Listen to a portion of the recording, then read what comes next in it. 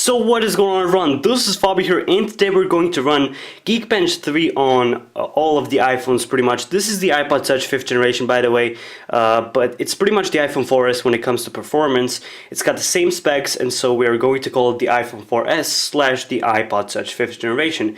Now here we have the iPhone 3GS. As you can see, it has the plastic back. It's the iPhone 3GS because it has the 600 MHz Samsung ARM Cortex A8 running iOS 6.1.3, and as you can see, it has it says it's the iPhone 3GS, and it also has 254 megabytes of RAM, and it runs iOS 6.1.3 as I said. Here we have the iPhone 4. You know it's the iPhone 4 because it has this little splitty thing right here and not over here. The iPhone 4S has it over here, the iPhone 4 over here.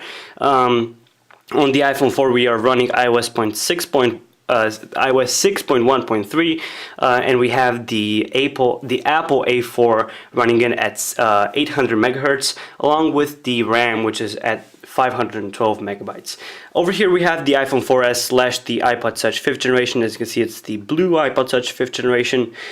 We have iOS 7 Beta 6 loaded on it, and we have the Apple A5 at 800 megahertz. This is a dual-core processor along with 512 megabytes of RAM. Over here we have the iPhone 5. As you can see, it's the iPhone 5. It's running iOS 7 Beta 6. It's got the Apple A6 running it at 1.3 gigahertz. It's a dual-core CPU, and it also has 1 gig of RAM. So now we are going to run the benchmark, and at the end we are going to look at the results and compare them. But till the end, I'm pretty much going to be signing out. So here we go. Let's try and put them all at the same time. It's going to be a little bit tough, but here we go. 3, 2, 1, go.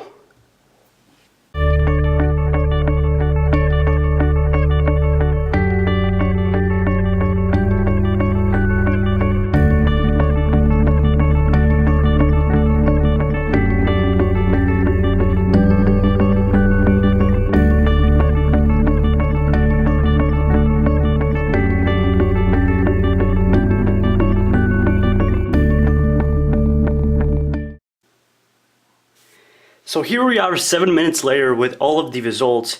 Now something that I do want to mention is that all of the multitasking switchers have been cleaned before this video. I forgot to mention that before.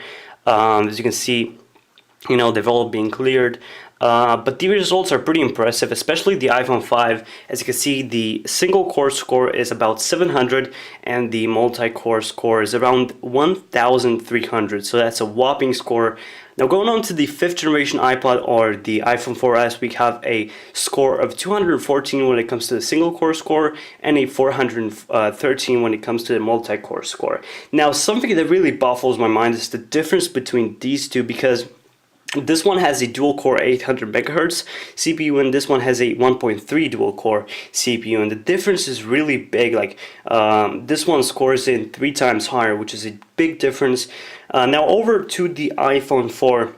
You can pretty much see it has the same score as the single-core iPod Touch 5th generation, and that's because the iPod Touch 5th generation has a dual-core CPU clocked at 800 megahertz, whereas this one has a single-core 800 megahertz CPU. So the difference, or you know, the similarity is quite understandable. Now over here to the 3GS, we have a score of 152, which is definitely very low, but it's a very old phone, and so these have been the scores pretty much. The reason I don't have the iPhone 2G or the iPhone 3G is because this app can only run on iOS devices that run iOS 5 and later. So the iPhone 3G can only run up to iOS 4.3.3, I think, or something like that. So I couldn't really put Geekbench 3 on such a device. Now, Geekbench 3 has been released last week on the iOS, Android, Mac, Windows, and even Linux. So if you want to try it yourself,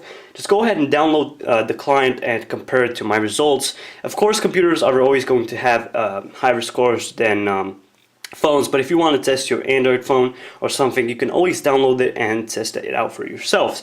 So if you guys like this video, make sure to give a like, share this video with your friends on Facebook and on Twitter, and subscribe for more content. Peace out, guys. Peace. Have an awesome day. Stay tuned. Peace.